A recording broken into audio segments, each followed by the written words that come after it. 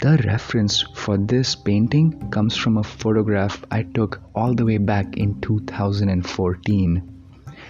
So this was taken in my house in India, and whenever we eat and we maybe accidentally drop a few crumbs of food, within minutes we have these tiny little ants. I've never been able to identify them to their binomial name for their species, but in Marathi, my native language, we call them dhaurya mungia, which means small runner ants. And these small ants that really are hard to see. They don't really bite, so I think we do live with them quite peacefully. It's almost like they clean up our house in some ways. But I have always been curious about them. I always took time to observe them. I try to follow them, their trail, where they're coming from, especially when they're carrying some big prey item. Sometimes they find like a dead lizard or a dead frog, and then hundreds of them sometimes work together to move it or break it into pieces and move the pieces. And seeing the process was so interesting to me. How do they work together? How do they communicate? Who is in charge? They just all seem to work together so well. Anyway, while observing them, I also noticed that their bodies were quite translucent, and that sparked an idea. I don't really know exactly what was going in my brain or what I was expecting, but I made some sugar water and added some blue ink to it, and I put a few drops all over my house. And as I expected, within minutes, these ants showed up, and I just did not realize how translucent their bodies were. Their abdomens turned bright blue with the water, the blue ink water. And I spent hours taking photographs. I then selected this one photograph which I really liked the composition of. And but the point of this video is not really the story about how I made it, but I think the creative process for me doesn't really end with the creation of the art. It ends with after the art has been shared. And in this case, and most cases, it's shared on social media. And I'm sure a lot of people in my generation can relate. We grew up with social media, and it's almost like if you did not upload it somewhere and your friends couldn't see it, in some ways it felt like the art wasn't complete.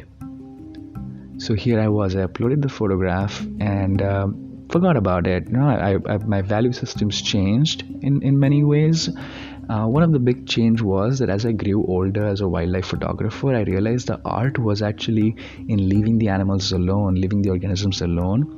The art was to observe them from a distance, let them live their lives. If they want to be photographed, they'll come, they'll show themselves, but the art was in not manipulating them. That respect to nature was a big part of my wildlife photography and my ethics that I developed way after, many years after I clicked this photograph. I was 16 when I took this photo of the ants.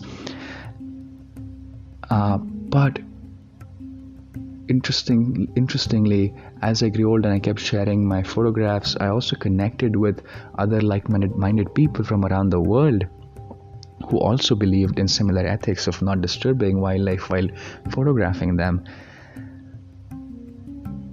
And I think this is what was interesting, because I in some ways felt ashamed of this photograph I'd taken. The joy of the creative process was lost in some ways.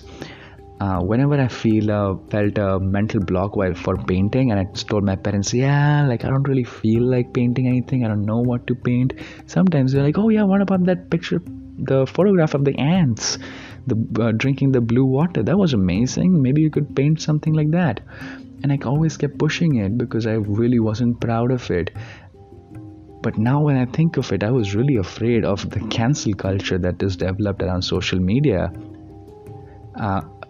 As I grew older, my ethics changed, my value systems changed, and in some ways I was afraid of acknowledging it. And I know many of us all of us are dealing with this new form of social communication and afraid and this fear of being criticized for having a change in values.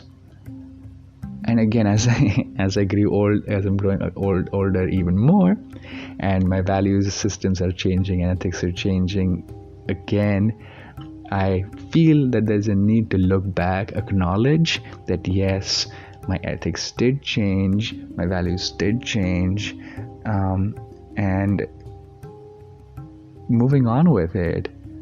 I don't think I necessarily need to hide that trajectory. I think it shows a path of growth. It shows who I was and who I have become. And really, this change is really, I think, a part of my personality now.